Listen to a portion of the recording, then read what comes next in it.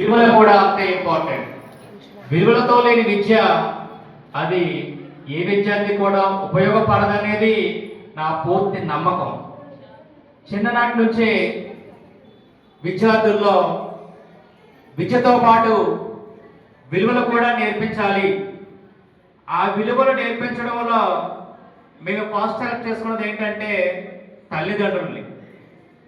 ఏ కుటుంబంలో అయినా ఏ కొడుకైనా కూతురైనా సరే ఎవరైనా సరే దేవుణ్ణి పూజించినా పూజించకపోయినా పర్లేదు, కానీ వాళ్ళ తల్లిదండ్రులని పూజిస్తే వారు కొడుకెళ్ళినంత పుణ్యం వస్తుందని మా గైడు నాకు ఎప్పుడూ చెప్తూ ఉంటారు. నా పిహెచ్డి చేసిన గైడు ఇదే విషయం నాకు చెప్పారు. ఏ విలువలైతే చెప్పారో ఆవిడ ఆ విలువలతోనే విద్యను అందించాలనే ఉద్దేశంతో విజ్ఞాన స్కూల్ని మేము రన్ చేయడం జరుగుతుంది. ఇది ప్రారంభం మాత్రమే. మేము ఇంకా ఇటువంటి యాక్టివిటీస్ ఎన్నో చేయాలన్నదే మా ప్రణాళిక.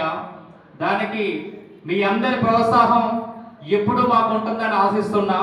ఇంకొక మాట ఏంటంటే విజ్ఞాన స్కూల్ అంటే ఇంతకు ముందు ఉన్న స్ట్రక్చర్ వేరు. నేను తీసుకున్న తర్వాత ఒక ఇంటర్నేషనల్ స్కూల్స్ ఏ విధంగా ఉంటాయో ఆ విధంగా నేను తయారు చేయాలి అన్న ఉద్దేశంతో చాలా మార్పులు తీసుకురావడం జరుగుతుంది. అయితే మీరు ఒక విషయంలో భయపడిన అవసరం లేదు. ఒక ఇంటర్నేషనల్ స్కూల్లో చదవాలంటే వాళ్ళకి ఫీజు మినిమం ₹1,00,000 ఉంటుందండి.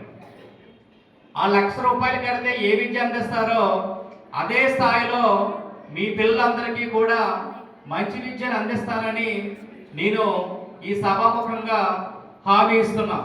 ఎందుకంటే విద్యారంగంలో ఇంచుమించుగా నాకు 20 సంవత్సరాల అనుభవం ఉందండి. ఈ అనుభవాన్ని అంతా కూడా నేను మీ పిల్లల భవిష్యత్తు గురించి ఆలోచిస్తా. దీన్ని తప్పకుండా మీ మద్దతు ఉంటుందని నేను ఆశిస్తున్నా. దీనిలో భాగంగానే ఈ సంవత్సరం నుంచి మేము స్టేట్ బోర్డ్ సిబిఎస్ సిలబస్ ఇంటిగ్రేటెడ్గా ఓ కోర్స్ అనేది మేము మెటీరియల్ తయారు చేసి ఈ సంవత్సరం నుంచి ఆ మెటీరియల్ స్టార్ట్ చేస్తున్నామండి. ఆ మెటీరియల్ ఎందుకంటే మీకు ఈ ఐఐటి కానీ నీట్ కానీ రాసే విద్యార్థులకు ఇది చాలా ఉపయోగపడుతుంది. అంటే ఐఐటి నీట్ ఫౌండేషన్ కోర్స్ని ఈ సంవత్సరం నుంచి మన విజ్ఞాన స్కూల్లో ప్రవేశపెట్టడం జరుగుతుంది. అంటే నా ఉద్దేశం ఏంటంటే మీ అబ్బాయి కానీ అమ్మాయి కానీ ఎక్కడ చదువుతున్నారంటే విజ్ఞానం అంటే విజ్ఞాన అది చాలా మంచి స్కూలు అన్న స్థాయికి మీరు గర్వంగా చెప్పుకునే స్థాయికి నేను తీసుకెళ్తానని హామీ ఇస్తున్నా.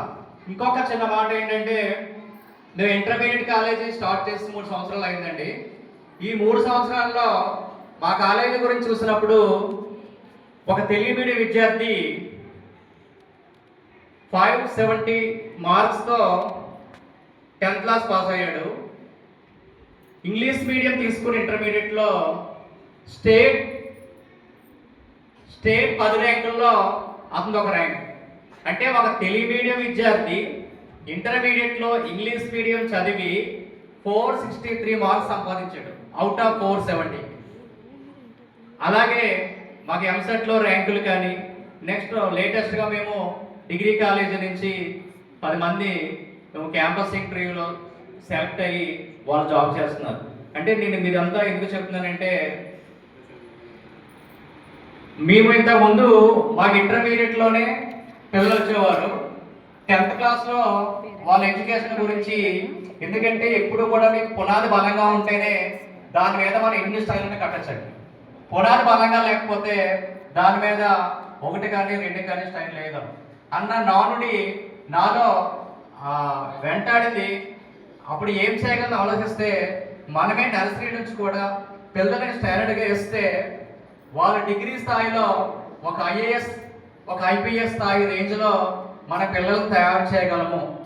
అలా తయారు చేయాలనే ఆశ నాది. దానికి మీ సహాయ సహకారాలు ఉంటే ఎంతోమందిని ఆ స్థాయికి నేను తీసుకెళ్తానని మీకు మాటిస్తున్నాను. థ్యాంక్ యూ అన్నమాట.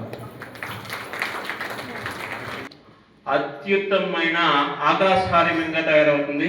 పెద్ద బిల్డింగ్ కన్స్ట్రక్షన్ చేయాలంటే దానికి సరిపడే పునాది వేయాలి. మనం ఎంత పెద్ద బిల్డింగ్ కట్టాలనుకున్నామో అటువంటి పునాది పడాలి.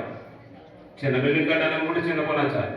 మనం అందరం కూడా మన పిల్లల్ని గొప్ప వ్యక్తులుగా, అంటే గొప్ప హోదాలో ఉన్న వ్యక్తులుగా తీర్చిదిద్దాలని ఖచ్చితంగా అనుకుంటాం. దాన్ని మేము చేర్చి ఉంచుతాము అని తెలియజేస్తున్నాము. మీరు దానికి సహకరించడానికి ఈ యొక్క కొన్ని అవకాశాన్ని, కొన్ని కార్యక్రమాలను నిర్వహిస్తూ మిమ్మల్ని మాకు సహకరించమని మాత్రమే అడుగుతున్నాం. మీకేం అవసరం లేదు.